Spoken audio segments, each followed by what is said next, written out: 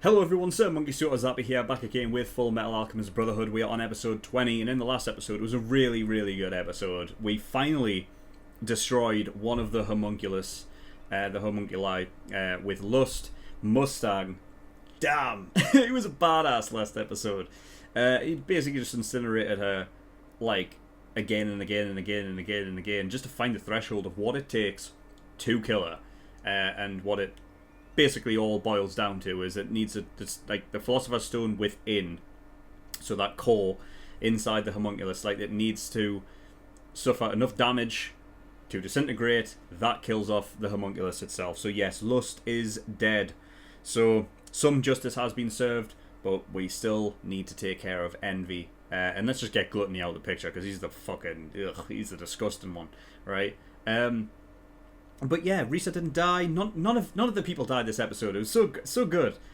Something I wasn't expecting. I was expecting, because this fucking show can just, tear your fucking heart out. So, yeah, very, very cool episode. Barry's dead as well. I suppose, yeah, that's that's one thing.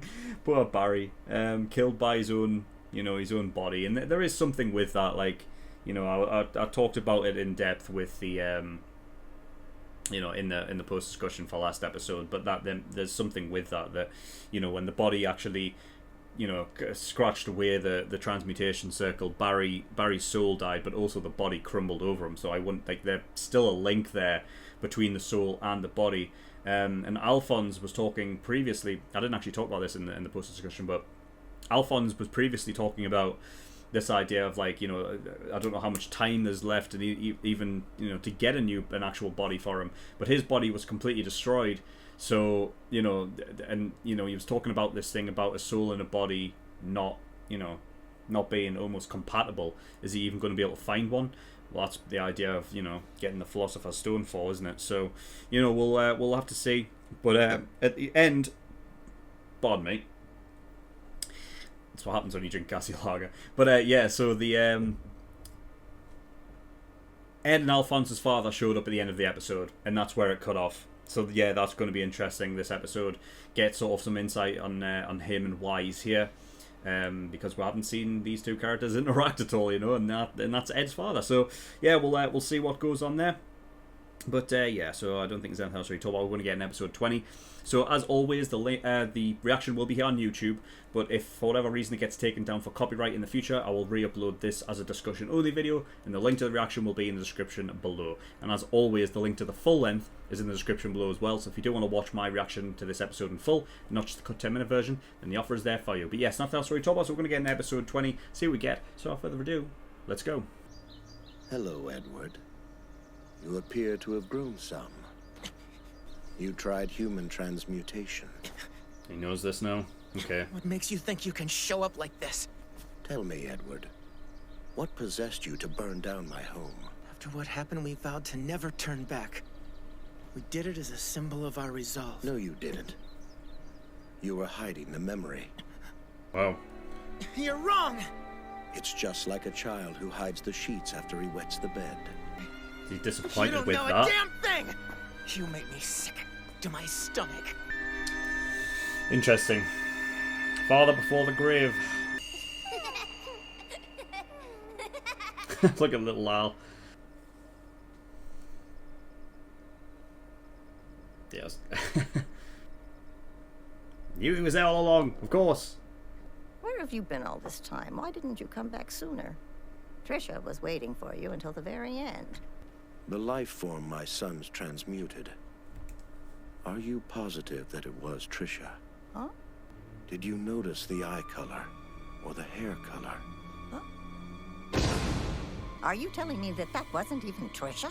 For all that those boys sacrificed, you're saying that thing they created wasn't even their mother?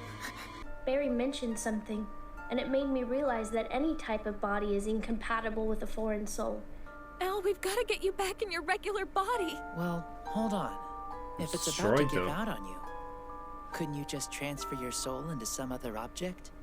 Just keep it going. Can lengthen it temporarily. That sounds like a great deal to me. No, it isn't! You don't know what you're talking about! Well, it might be the only way, you know? Like, they can't guarantee to get a human body. You and Brother always gotta be the first to explode. I mean, realistically, it's going to have to be like a homunculus kind of body, you know? I have to give my brother his body back! He's the only family I have! You and I are exactly the same. God, this... Accept it, Edward. Hate that guy. We make monsters. Why did you leave me here like this? So, red eyes. Black hair. This one. Do you mind if I keep it? It's the only photo we had taken with all 4 of us. Of course, you're welcome to it. Something terrible is going to happen in this country soon. You should escape while you can. This country's lousy with terrible things. I've given you my warning.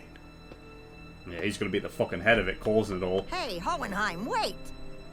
Try not to be such a stranger, all right? It's too bad I won't get to enjoy your cooking anymore.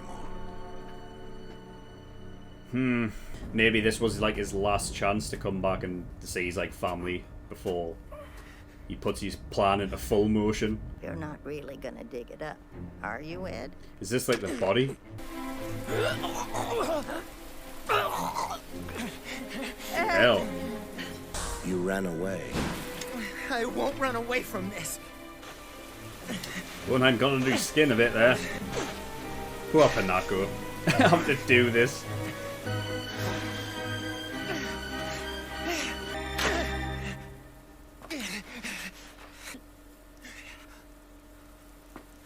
Just a bit of hair. Granny, Mom's hair was a light chestnut color. This is black. Yeah, I thought it was black hair. This fever, it's much too long. I'm sorry, but I'm afraid this isn't your mother, Ed. Who did they make? Wonder. It's impossible to bring the dead back to life. The undeniable truth. Edward, now listen to me. You've got to get a hold of yourself. From the moment I made this thing, it's been a symbol of my despair. Not anymore. Now he knows. Now it's an emblem of hope. Al can be returned to normal. Create a grave for it. Father before the grave. Curtis residence. He became a father to the thing he created. You never call. It has to do with when you tried to transmute your baby. The thing is, what Al and I transmuted, it wasn't actually our mother. I'm sorry to ask you this, but the child you transmuted, are you sure that it was your child that you brought back? Oh, tough questions. Thank you. Sarah and Yuri. It's good to know my son and his wife helped people. So Hohenheim, did he even bother to say where he was going? Of course he didn't. And I didn't. What's wrong with me? I can't believe I forgot to give him the message. A last request from your mother. I need him to know I couldn't keep my promise. I died before he did, and I'm so sorry. Sorry to ask, but could you pass it on if you bump into him? Why should I have to? I know it doesn't seem like it, but he does care about you and your brother. Heading back to Central already, are you? Yeah, Al's probably mad at me. What the hell? What happened to you? I'm sorry, brother. You... What? And you? What the hell are you doing here? Eating a delicious dinner? The homunculus and bury the chopper. And just to throw a cherry on top, you find out your body might reject your soul. I'm gonna have to extend what little you have left of your armor. He'll be able to get his body back, right? Yeah, of course he will. I told you I'm gonna get it back. I dug up the body that we transmuted in Resin Pool. I found out that the thing we buried wasn't really our mother. Hold on a minute. Then that means... But if it wasn't, then what happened to me? That's just it. This has actually convinced me we can return you to normal. Do you remember when Al and I got in a fight when we were kids about who'd marry you? Huh? Al told me you turned him down. Mm-hmm. Turned you both down. Whatever. So the question's for both of you then. What was your reasoning? I just don't like men who are shorter than me. Fuck's sake. I don't really see how this has anything to do with getting Al's body. Yeah, I don't know. I don't know what this is all I have to about. be sure.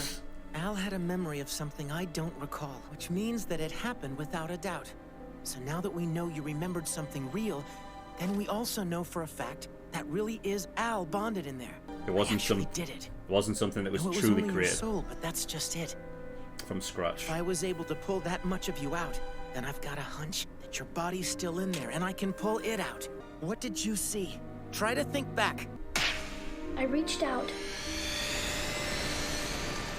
And it was me. It was his soul grabbing Doesn't look like his we're done body. with the truth yet, Al. There's still We that gotta link. get in there and pull your body out. I remember looking at you from inside that thing. The thing we thought was Mom. That thing was you? I guess so. But my soul didn't bind. It must have rejected me right away. Interesting. We didn't harm anyone else's soul after all. I did some research. Sig and I looked up our family lines.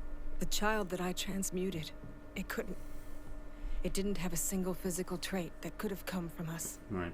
I've come to the conclusion that death is permanent. All this time, I thought that I must have missed something.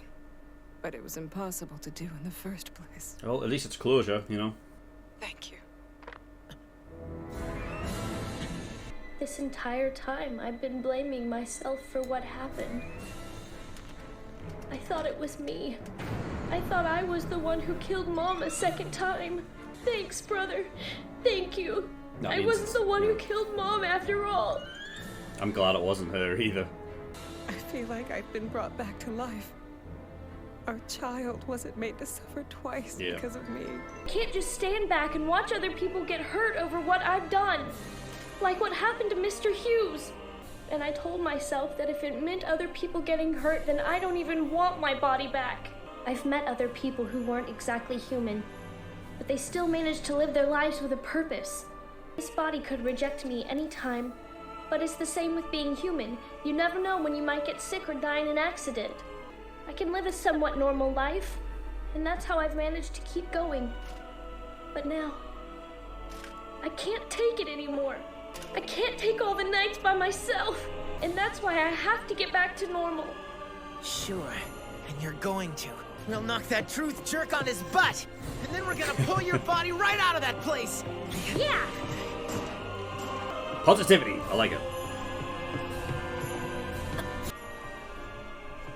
That's weird. Have his shoulders always been so broad? He's growing. He doesn't just like stick it out his chest in like some triumphant way. Okay, episode 20. Nice. I like the way that ended off. It seems like, you know, it's very positive right now, which means that it's not going to be too long before they rip my heart out again. But anyway, regardless, it ended off on a good note, so therefore I am happy too. So they've kind of like reignited the sort of the flame, you know what I mean? It's like they're ready to go again. You know, they've gotten some new information, or you know, at least like Ed has. You know, they've found closure, and also give their former mentor closure as well, making them feel much better about themselves. So now they can, you know, they can go ahead 100%, you know, and continue on. So yeah, so there's some things to talk about here. So I guess we'll just, like we normally do, start with the very beginning. So Hohenheim, first of all, knows all about Ed and Al and their attempt at human transmutation. And it's interesting because the way Hohenheim's acting, right, is very much like a stern father more than a loving one, right? But there's this kind of, I don't know, like it's like he wants his sons to,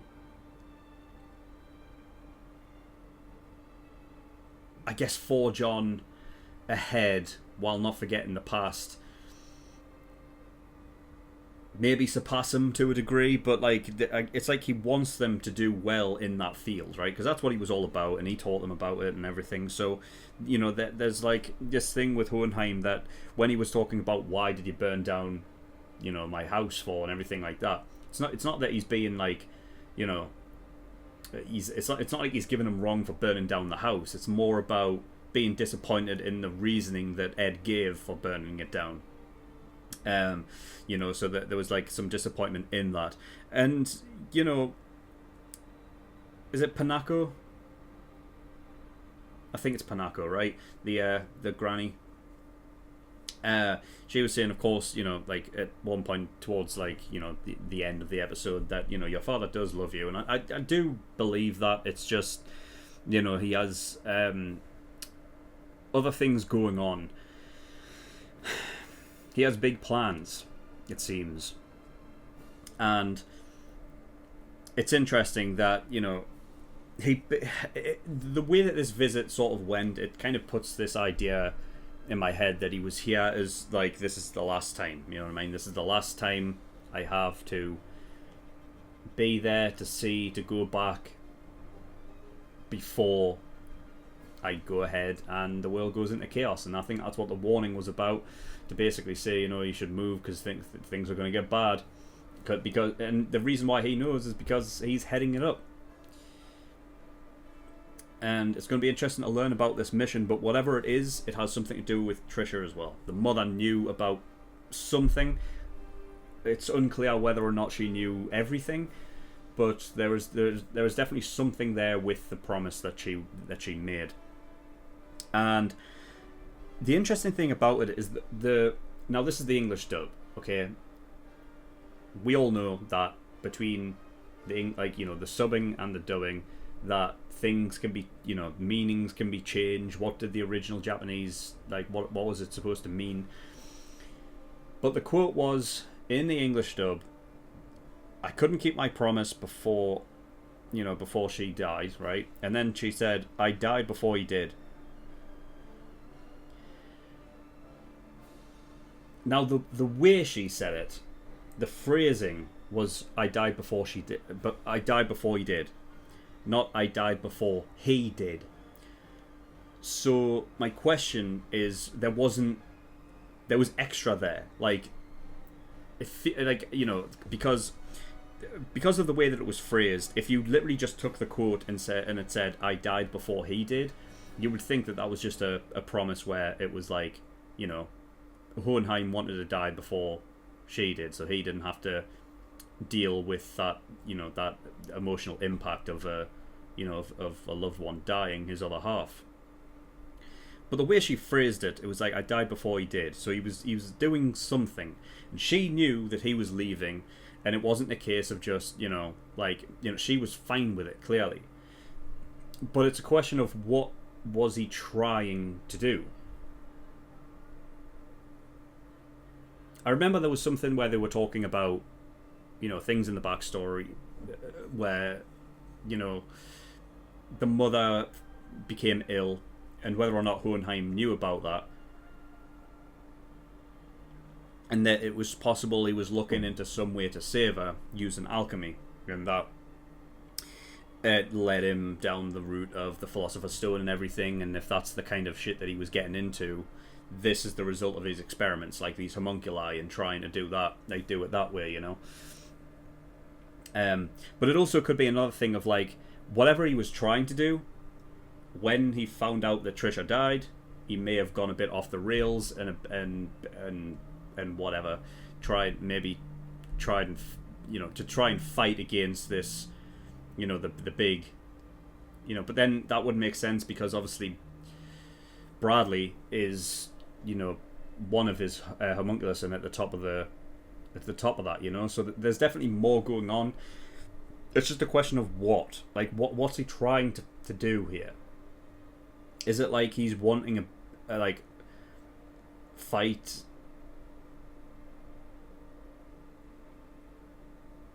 See, I don't know. Whatever he wants some form of change, and whether or not it's just like society, he wants to change like the whole of society to fit like a better lifestyle, maybe. But to do that, he has to cause a bit of chaos. I don't know. I mean, there's definitely some reasoning there. It's not just a case of him being an evil guy.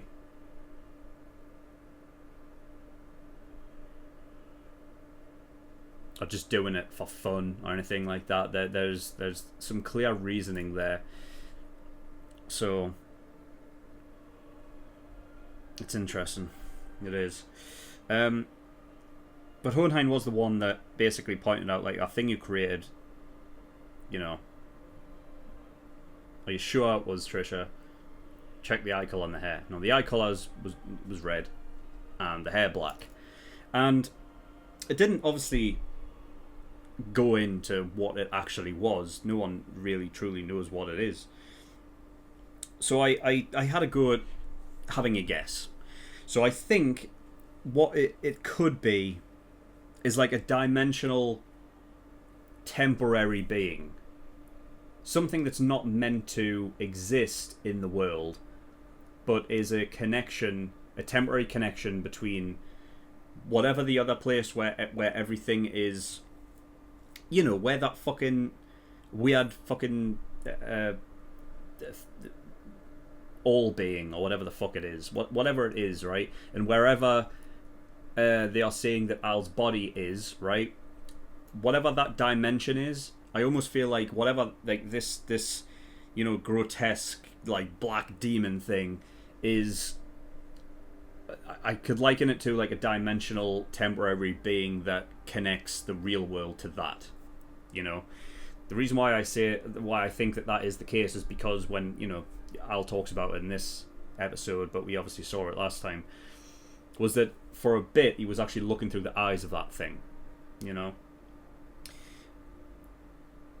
While his soul was, you know, while because of the time scale and everything like that, because the connection was still there, that amount of time for Ed to fix the soul to the you know, the armor, I think that's it would make sense for it to be like a kind of a temporary connection between the two places, right? And that's just the form that it takes, you know. Like, it was interesting, like, until that point where he talked about looking through, you know, through there, and they're talking about, I think I can get your body back, it's just being like kind of stored in this place.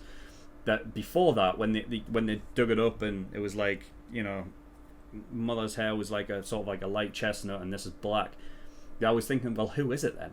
You know what I mean? Like, almost trying to find, well, who could it be? Is there some form, like, you know, some person that was being brought back and not actually Trisha? But no, I think it's just a dimensional being that takes a physical form of something human, you know, recognizable as a human to a degree, right? But, you know, it's very sort of, you know, demonic. But it's interesting that if that is what it is, then it's an interesting design for it to be like, you know, like what's it saying is that this idea of alchemy and everything is like inherently evil, you know, to do this kind of thing.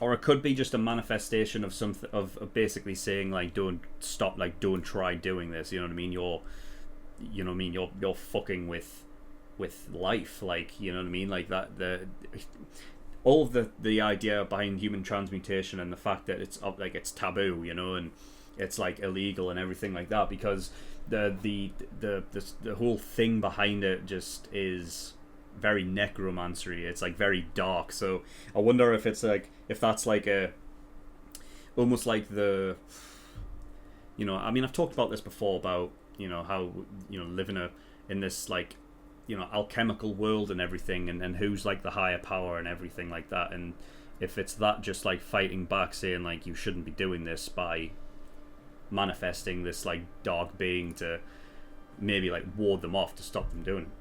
I don't know, but regardless, this dimensional temporary being that's just connecting between the two places makes sense to me. That was my guess anyway. So yeah, I love the little detail of of Ed's like sort of like, you know, his stumps are actually aching due to the weather, because I guess like, you know, like the sort of more, what would be the word, like the misty foggy sort of weather, like clogging up like and getting into you know, like his parts and everything, and you know, because obviously the connection is tied to like his actual body and everything, that like, you know, it's affecting like his nerves and stuff. I don't know what the throwing up was about. So, you know, I try to think like what it could be, like just what he's like going crazy, like trying to get this, you know, he's basically overworking himself to dig up, but I don't think like it doesn't no. So I don't know what the throwing up was. So if you would let me know, that'd be nice. It may be just like the thought of digging it up, maybe, possibly. You know, because they when they burnt down the house and everything like that, they like told themselves, and almost it became real because they forced themselves to believe that they burnt it down so they would keep moving forward. So maybe it's like he's like almost like his body is like trying to, you know, fight against itself to you know, to stop digging, keep believing that, but he keeps moving himself forward. So maybe it's just that. But you know, correct me if I'm wrong. Yeah, so yeah, they dug it up. FEMA's like bigger, like, you know, bigger than what a normal person's would be anyway. And obviously the hair's a different colour and whatnot. I mean, that is the interesting thing, is that it being a sort of, you know, if it is like a dimensional temporary being, that it forms and manifests almost as a human, you know, to a certain kind of extent. But yeah, so they build a grave for it as well, which I think is what relates to the title of the episode, which is Father Before the Grave, which is interesting, having like this, you know, knowing that Hohenheim is there, right, and knowing what the title is, you would think that it would be relating to Hohenheim at Trisha's grave, which it still can, you know, titles can have double entendres, and you know, shows can a lot of it, like they do a lot of the time, so it could be. But I like to think that like it's mainly about Ed and building that grave for this thing, is the thing that he created. He's almost the father of it, you know. Just an interesting little thing. Carrying on with graves, we actually got the names of Winry's parents, which I don't know if we did before. We may have done, but I've got them now. So it's like it's Yuri with a Y on the end. So I don't know how you pronounce that. And then Sarah as well. Yeah, so anyway, because obviously they dug up the thing, Ed thinks that there, you know, because of that, there is that sort of otherworldly dimension that almost acts as like a storage closet. What he's thinking is it's storing Al's body, and so that he can, you know, he can get it there. And I think when he was talking to Al as well, there was an interesting sort of, you know, I was talking about in the last episode about this concept of like the, you know, the soul and the body still being linked, even though they're not together. And of course, Al brings up like, you know, the compatibility and everything like that, meaning that, you know, he would need, like, he needs his own body for it to be a permanent thing, right? And Al was obviously talking about, you know, what he truly saw, and he talked about that moment where he held out his hand and my own body grabbed it. And I almost think that what that is there is like, that's the soul holding out and catching the body, so that they're holding each other, and that's that forever link between the soul and their body. And I think that's what that is, and that's what ties them to it. So, you know, if one goes, the other does. Well, not in terms of the body, but the soul itself. So that's what obviously happened to Barry last episode, you know. So yeah, I think that's right. And yeah, I mean, well, then that ends the episode with Winry saying, "Well, Ed's shoulders always that broad." Well, I mean, I don't know. He's grown up. I put it down to, like, you know, there's three things. First of all, you know, he's grown up. He's a grown lad. You know, he's still in the growing phase. Also, he's got his like chest buffed out. You know what I mean? There's positive energy right now. You know what I mean? He's just ready to go. You know, so he's, of course, you know, pump out the chest, your shoulders, your posture basically would become better like that. So it's forcing his shoulders out. You know, that's just a comedy answer. But also the fact of, like, I don't know, maybe that whole thing about you know, the marriage thing and everything, maybe that's coming full circle. Like, and like, you know, that was, you know, not just a load of nonsense. I mean, I know that they were like, Ed was talking about the idea that truly is like, he made it so that they said the answers, right, so that he could actually confirm that this wasn't, you know, this was something that Ed didn't know, or that you know, a memory that Al had that Ed didn't. but in order to find out, he had to get Winry and Al to, to basically agree on what had happened, so that he was sure that whatever he created wasn't a memory, like it wasn't Ed's memory of Al encompassed in a soul, that it is actually Al's soul in there. So that was what the the reasoning for the marriage question was. But I think it served another purpose there at the end, that maybe, I don't know, maybe Winry's starting to look at Ed and maybe fall from him a bit. Who knows? But anyway, yeah, that's what I've got. So yeah, interesting episode. I like the way that it ended. Positive reinforcement, all of that. And then next episode we can go in and watch someone die and be fine with that. So yeah, very critical when it comes to that kind of thing. Not really, but it's just one of those things that comes along with this show, I guess. Just always that expectation now of bad shit's going to happen. So anyway, that's that. So thank you for watching. In the description below, I have links to certain things. One of them is the Discord, so you can get yourself over there if you wish. And I also have a Patreon page as well. So if you do want to support me on Patreon, that'd be very much appreciated. There is a bunch of different tiers and rewards there, like early access. Gives you access to shows a week early. There's also the full-length tier, which if you want to watch any of my full-length reactions to all of the shows that I do, that's the one for you. And then there's the exclusive tier, which gives you access to full-length movie reactions and everything like that. So if you like movies, that's the one for you. But yeah, that's all I've got. So thank you for watching. I'll see you all next time.